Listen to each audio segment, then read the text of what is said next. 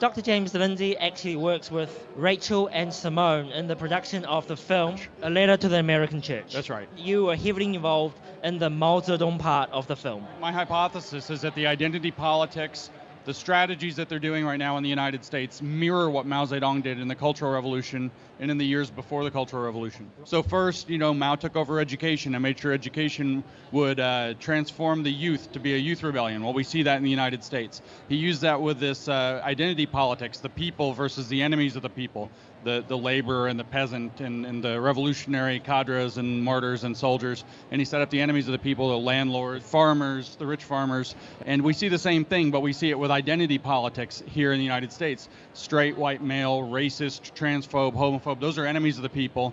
But then you have racial minorities, sexual minorities, but also activists, allies, and so on. If you were out on the streets of Phoenix, Arizona, and you were talking to someone, an ordinary American on the street, and you told them about Mao Zedong, what do you think is the biggest misconception? Oh, they just don't know. They simply don't know. We have completely red-washed education, as I say. In other words, it's been washed by the communists to hide the history of communism in the United States. Right. And so if I talk to the average American, I'm telling them a history lesson. And how is that generally received?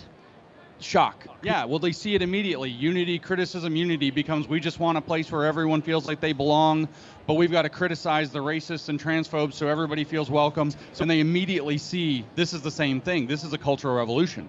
I think that the communists in the West took over American education 50 years ago and have kept it out. What they call critical turn in education, which comes off of a Brazilian Marxist named Paulo Freire. That took place mostly in the 1980s, so over 30 years ago. Well, Paulo Freire, it turns out, in his book Pedagogy of the Oppressed, which is his biggest, most famous book, says in a footnote in the first chapter that his model's based off the education system from Mao Zedong in China.